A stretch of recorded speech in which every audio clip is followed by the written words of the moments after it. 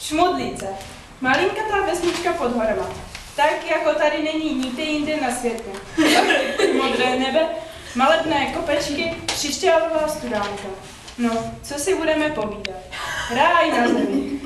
Však to jsem taky vždycky od jakživa přitahovala. Třeba takové 3 rodinky, veselé rodinky. Benešový, Grajanový a Špicbergový. Jezdívali jsem vždycky společně na chalupu a jezdívali jsem častěji, až jim to nedalo a nakonec se tady přestěhovali. Jejich děti patřili v místní škole za podívínek. Proč? No posuďte sami, už byli něčím zvláštním, jiní, odlišní. Začneme třeba Alenkou. Ale na Benešová. Ale pozor, jsi šupr ty děbile. Museli jsme začít právě s ní, protože ona chce být ve všem první.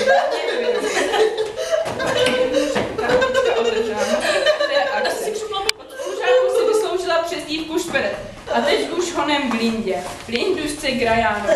To se spolužáci neřeknou nějaké Barbie. Proč? To už jste si asi všimli. A do třetice všeho dobrého Matějk Špicberg.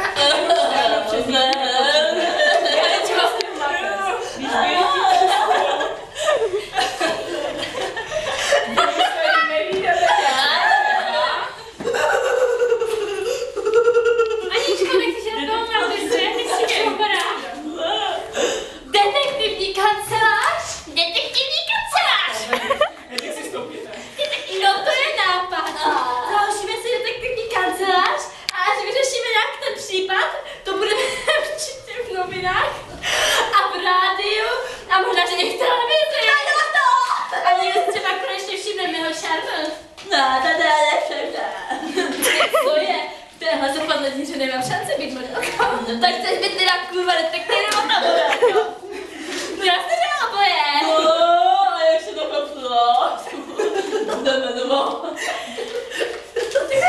Tak když další. No to ještě správná otázka. Navrhuji třeba Sherlocka vypátra a kurve pátračí. Takový nebohý název. No. Co si budeš vědět?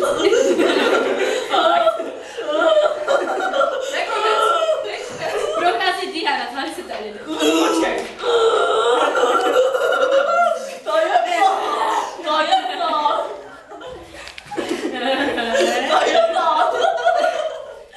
A ten Nevím, ale vypadá podezřelé. ticho. Co máš ještě? Kdo to já? Nevím, ale vypadá podezřelé. Tam nesekneme to, ano? To se radši povědět, co bojuje. Přirůžené popelnice. Co jsem komu provedla jako kurva? Škola! Počkej, teďko jdeme škola.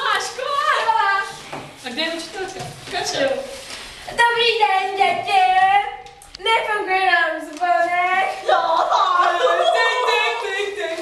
Když vidím, tak zvonek tak jako nosí jenom krávy. Tak to vidíš ten problém. Dneska začneme bitvou.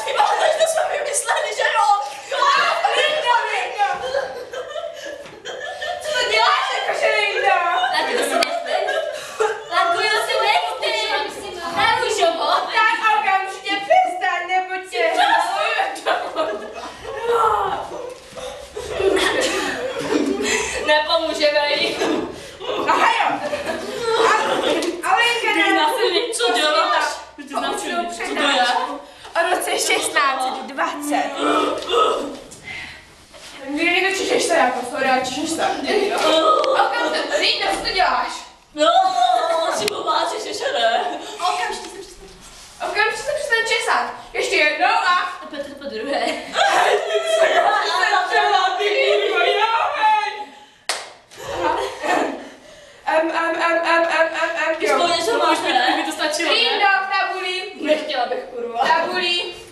Tabuli. Kdy byla bitva na